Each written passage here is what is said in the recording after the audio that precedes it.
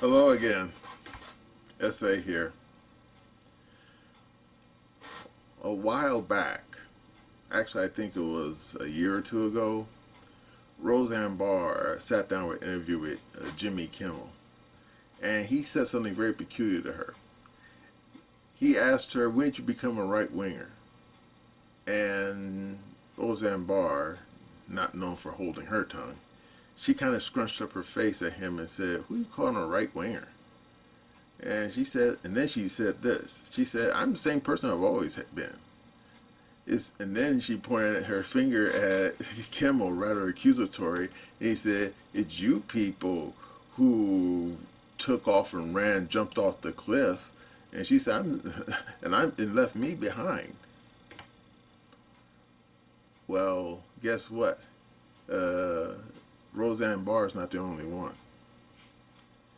Indeed, back when I was growing up, I used to listen to Carlos Santana, Van Morrison, oh, and definitely Eric Clapton. I mean, his song "Cocaine" was probably one of the first Clapton songs I ever heard when I was a kid, and I didn't know what cocaine was at the time, but there you go. And then I remember hearing Layla and some of the stuff he did with Blind Faith and Traffic, and I said, I like this guy. And of course, when they used to call him Slow Hand, even though supposedly he was pretty fast as a joke because he was actually pretty fast. He had pretty fast finger moves on the guitar. But regardless of that, there's this joker, works for the LA Times, name is Wood. He had the nerve to open his big fat mouth and say what he really thought of Mr. Clapton. Called him, oh, he's an anti-vaxxer, he's a right-winger, and all this stuff. And when I listen to that, I'm thinking, really, dude?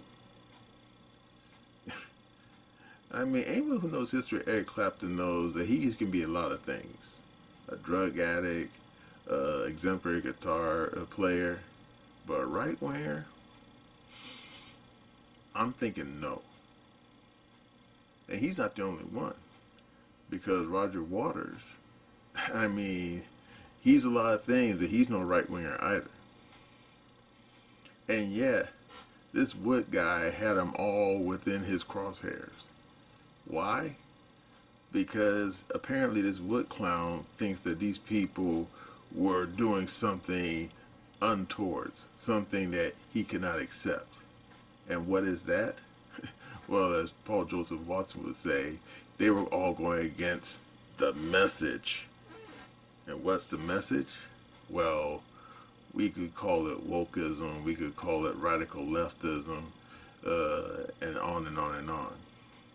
But I think Elon Musk said it best, uh, because not long after he took over Twitter, which is now called X, he showed this little graphic where it showed basically is a little line, and it showed middle,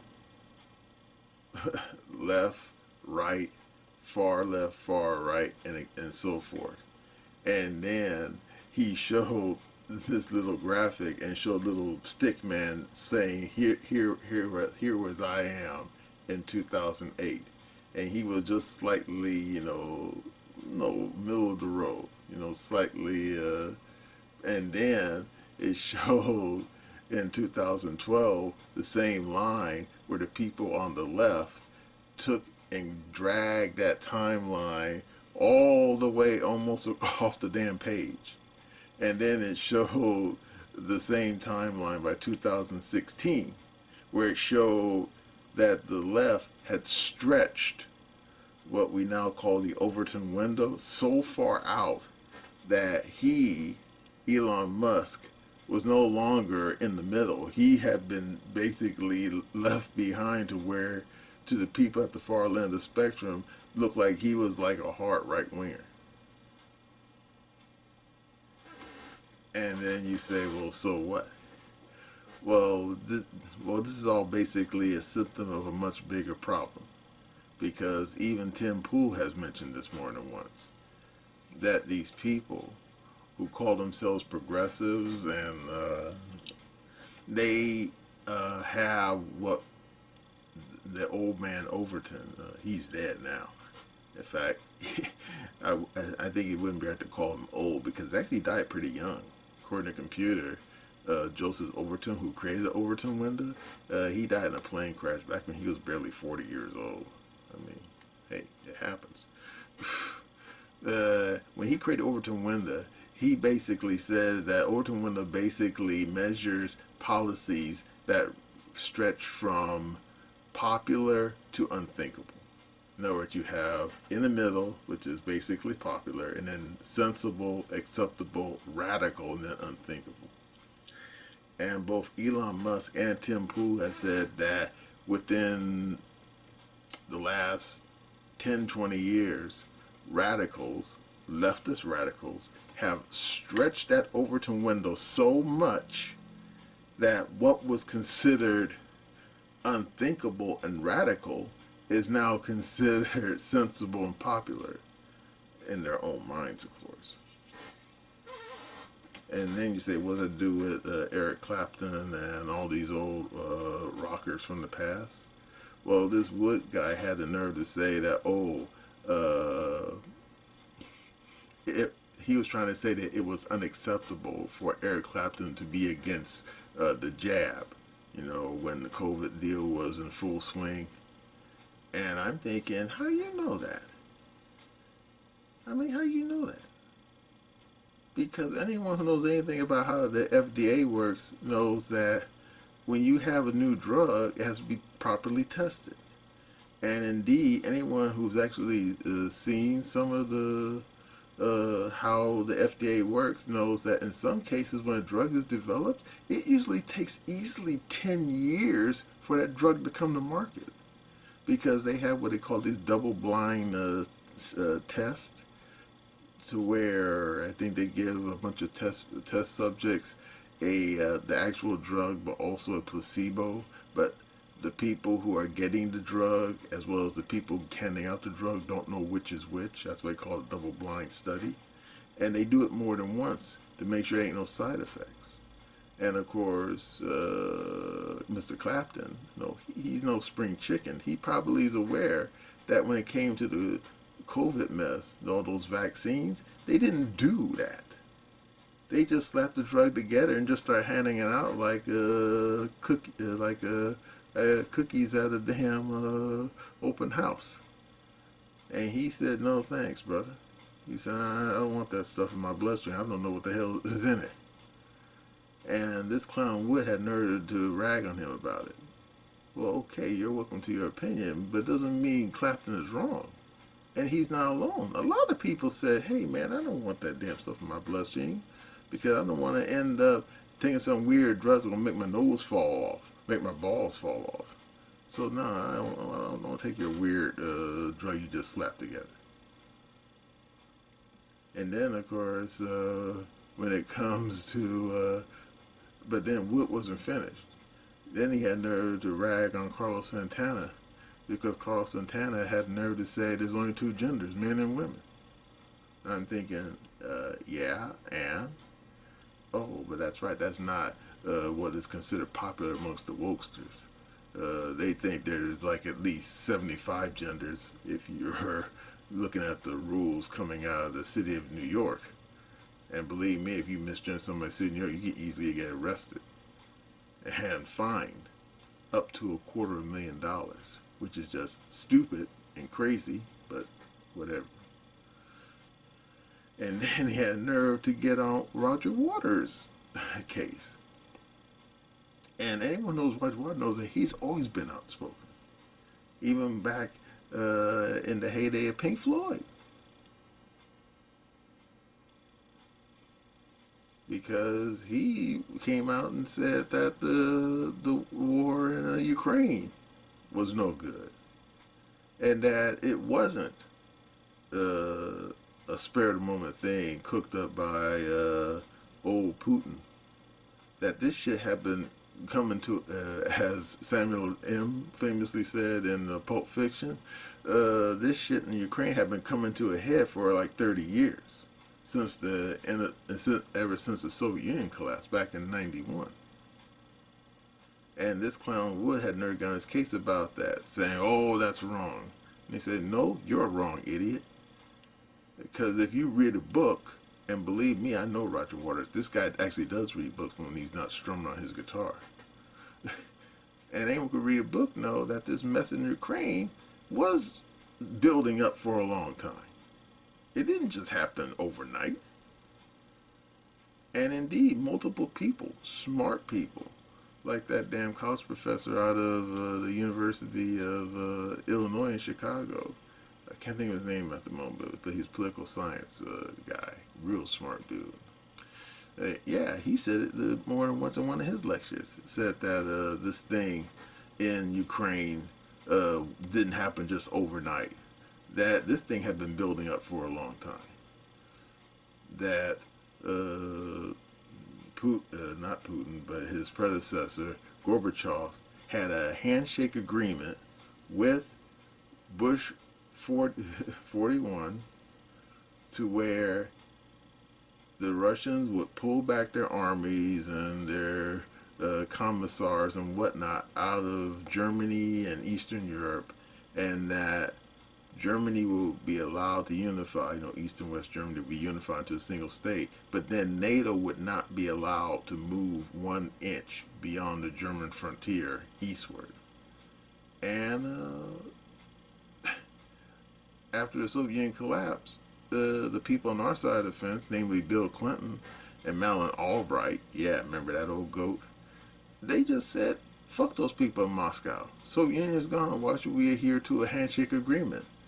So just like an old the Three Stooges skit, they move inch by inch, foot by foot, closer and closer towards Moscow. And the people in Moscow, they're not stupid. And indeed, they complained loudly more than once. And indeed, there's a video floating around right now from 2007.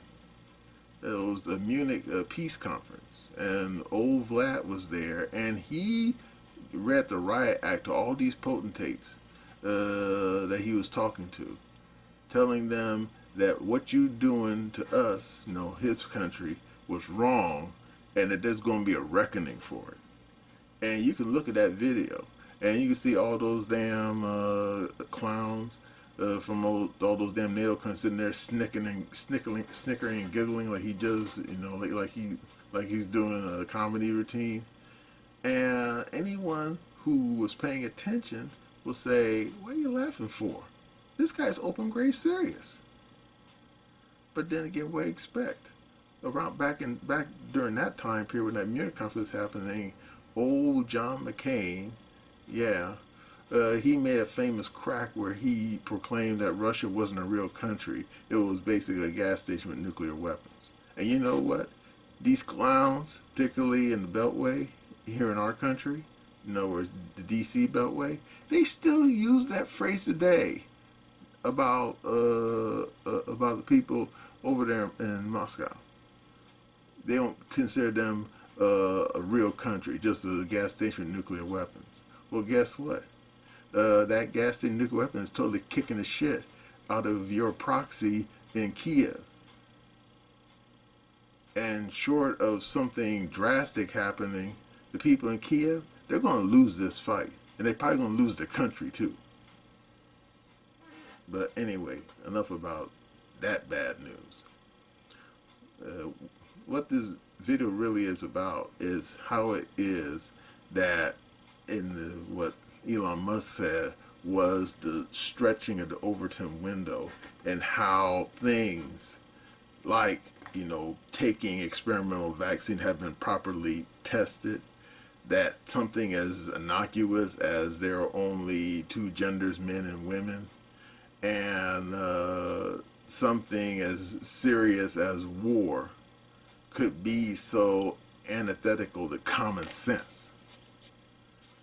Because when you look at some of the things that these wokesters push, when just a generation or two ago, they would have been on the unthinkable part of the Overton window. But because they stretched that thing all crazy, like a ball of silly putty, they pulled the unthinkable almost down to where so-called sensible and popular is. And now they're trying to say that anyone who would say things that are what we would call sensible in the past are now so-called radical or extreme. And that's not the case. It's just that these wokesters, these radical leftists, they're the extremists. It's just that they've been gaslighting everyone forever to make them think that vaccines are okay, especially if they haven't been tested, that there's more than two genders, and that the war in Ukraine was old Vlad trying to recreate the Soviet Union or recreate the Russian Empire or trying to do a replay on old Uncle Adolf or whatever. And it's all not true. It's all rubbish. But I will say this much. One person that this Wood guy did criticize deserved criticism. And this is the part I thought was really amusing. Because back when I was younger, I used to read Rolling Stone magazine. Didn't know who published it, didn't really care. I was just reading it for the articles. And anyway, the guy, he's still around today. His name is Wiener. I think his name is John or Jan Wiener. I think it sounds like, I think it's Jann. I think it sounds Norwegian. But anyway, he recently wrote a book of interviews with various rock legends. And then when someone asked him, hey, why don't you have like Aretha Franklin, even though the book came out before she died, or Stevie Wonder or whatever, and he said something not only stupid, but even by the most common sense logic, was bigoted. He said that he didn't think that women or brown people could be articulate or express themselves in an articulate way. And I'm thinking, really? You never seen a speech by Barack Obama? I mean, I didn't agree with everything Obama said, but at least he sounded articulate. And you never seen an old speech by Malcolm X or Stokely Carmichael or Martin Luther King? Those people sounded pretty articulate. So what the hell are you talking about? Well, before you can say cancel culture, the man got canceled. So then you say, so what? Well, this is the part you're going to love. In the last 10, 15, 20 years, Rolling Stone magazine got woke. And they got pretty woke, too. And this Wiener guy was there in the driver's seat running the whole show while this wokeism was totally spreading through his publication.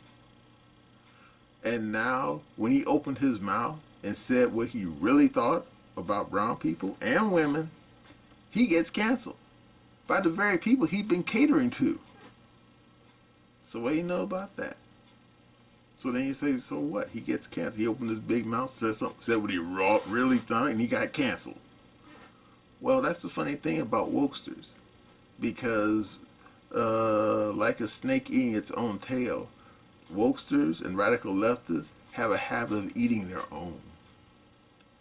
And since Wiener clearly was part of the woke crowd, I mean, believe me, Rolling Stone magazine wouldn't have got as woke as it did. It wasn't for him sitting there in the driver's seat allowing it to happen. So there you go. He opened his mouth, said what he really thought, and he gets canceled. So there you go. So as for this guy Wood's criticism of all these old rockers from the past, basically trying to make excuses, saying that that these people, because they're successful and they're famous, that they can open their mouths and say whatever they want. And I'm thinking, No, that's not what's going on here.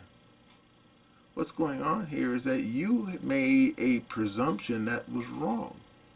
You thought that most of these people who came out of the counterculture of the 1960s were were pretty radical. And I'm pretty certain, yeah, in the 1960s, they pretty were. I mean, you're sitting there wearing tie-dye t-shirts and Birkenstocks and playing that loud-ass music and taking LSD. Yeah, that may make you seem like a pretty radical person. But being a culturally radical, it can only take you so far. Because I think even back in the 1960s, during the Haight-Ashbury period, even during Woodstock, people from that period still knew there was only two genders, a man and a woman. And even back then, they probably remember the thalidomide, I think I'm pronouncing it right, the thalidomide scandal that happened just barely a decade before in the 1950s, before the Food and Drug Administration even existed. I mean, I remember that story. I remember hearing about it as a little kid. I thought it was horrific. Where it was a drug for women, I forgot exactly what it was designed for, but it was for women who were pregnant. And the company made thalidomide, and women were taking it.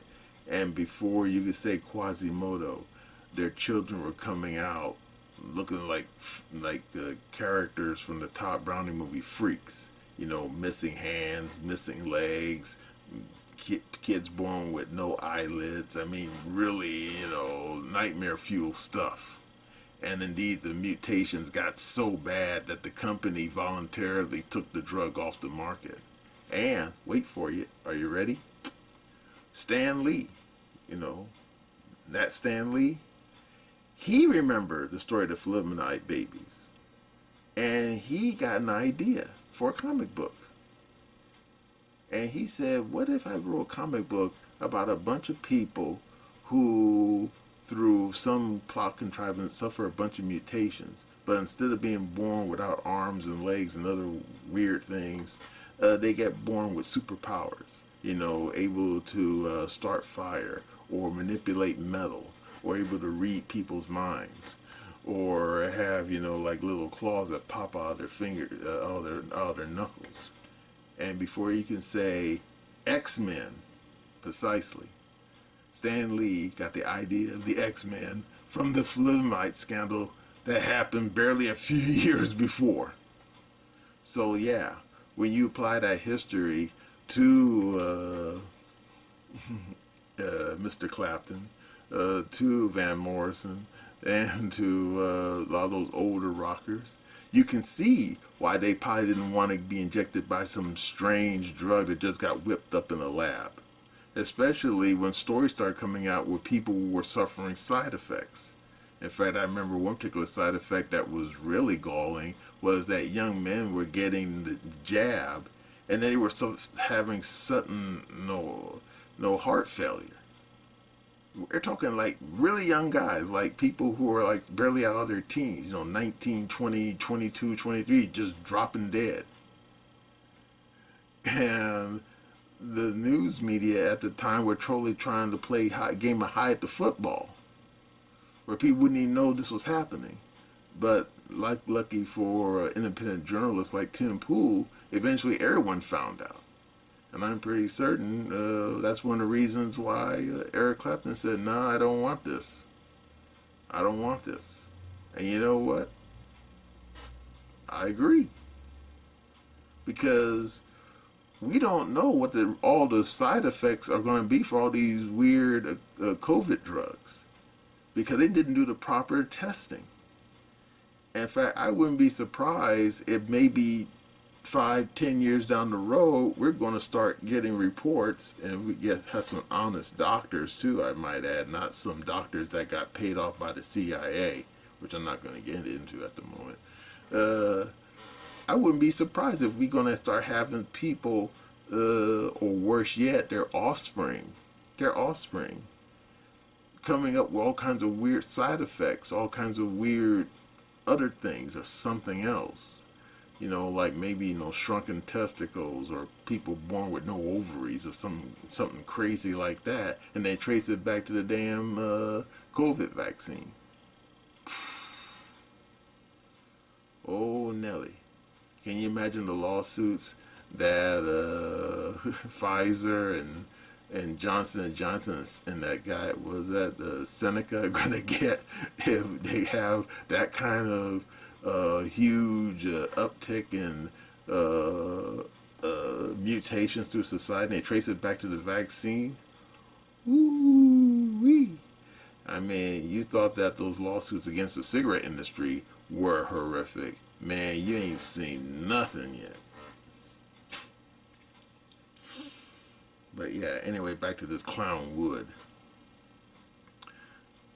This clown Wood, he's clearly a wokester, obviously. And as Elon Musk famously said in that little chart that he printed up on Twitter, which is now called X, these people, they basically been gaslighting everyone. I mean, why do you think these people were so angry when Elon Musk bought Twitter? Because they were using social media to gaslight us all, and not just Twitter. They were using Facebook, YouTube, even Pinterest. You saying Pinterest? Yeah, Pinterest. Yeah, go on Pinterest and try to post something where you basically, criticize, say there's only two genders and see how long your Pinterest count lasts. Yeah, about that long. But guess what? Because we have new unwoke social media sites like Minds, like Odyssey, like BitChute, like Brighton, and of course the big one, Rumble, as well as, what is it, Truth Social, and what was that other one? A Parlor. So I'm not sure if Parlor's still around now, because those damn people in Silicon Valley definitely, hit them with the band hammer and really messed up their business paradigm pretty good. But I think Parlor's still around. Yeah, we got all these new social media sites which the wokesters don't control, and slowly but surely the truth about a lot of things is getting out. So I think that I think that the Overton window, which is all right now all bent out of shape, will eventually go back to normal. It will take time. It ain't gonna, as someone last smart me once said, Rome wasn't built in a day. And bending the Overton window back to where it should be, it's going to take time.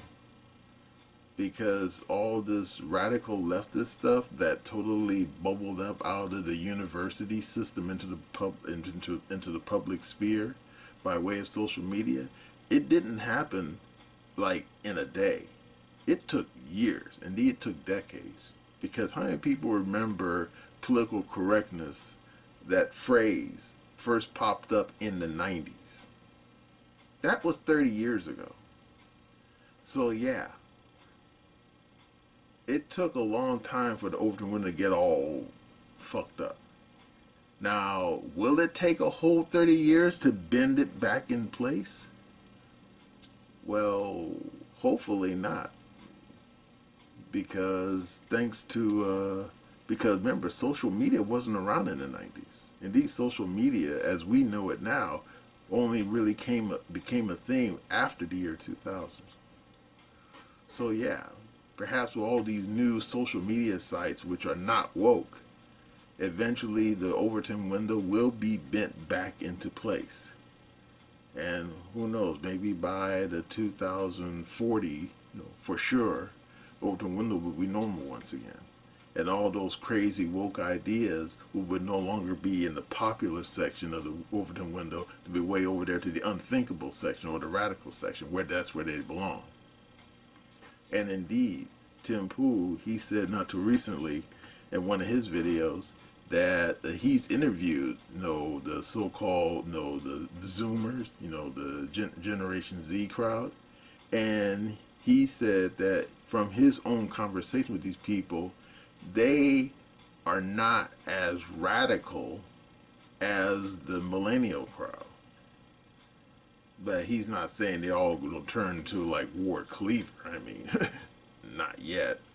But he basically said that a lot of them are not as radical as that millennial generation that just came before them. So who knows? Maybe the next generation, I think it's going to be called Generation Alpha. Why? I don't know. I've seen that term on the computer. But perhaps Generation Alpha will be a little bit more conservative than Generation Z. And then what? After that, Generation Beta. But I think that'd probably be like 2050. So I don't think we don't have to worry about them just yet. So yeah, probably Generation Alpha. They'll probably be the ones that'll finally bend the Overton window back the way it should be. And in the meantime, clowns like this guy Wood, he'd probably be in an old folks home by then. And as for that poor schmuck Wiener, who is pretty old. In fact, according to the newspaper, he was in his early 20s when Rolling Stone got started in 1967-68. So you can do the arithmetic in your head. He was born in the late 1940s, which means he's about the same age as Trump. And Trump, he's in his 70s now. So yeah, this guy Wiener, by the time Overton window gets bent back into shape, he'll probably be in what they call it, taking a dirt nap permanently. So, or what the kids nowadays say, age out. Yeah, so there you go. Well, I can say we can only hope for the best because, as Roseanne Barr once said, I'm the same person I've always been. It's you people who ran away and jumped off the cliff. And indeed, my mother once told me that about a slightly different subject. When she told me, because all the cool kids are jumping off the cliff, you want to jump off the cliff too. And I'm thinking, no, I don't want to jump off the cliff. I want to be the person I've always been. And anyone whose brain still works, I think they want to be the same place they want to be and not want to embrace all this radical stuff which has pretty much turned society upside down and made the unthinkable sensible and the radical popular. Well, that's all I have to say on the subject, and that's my opinion.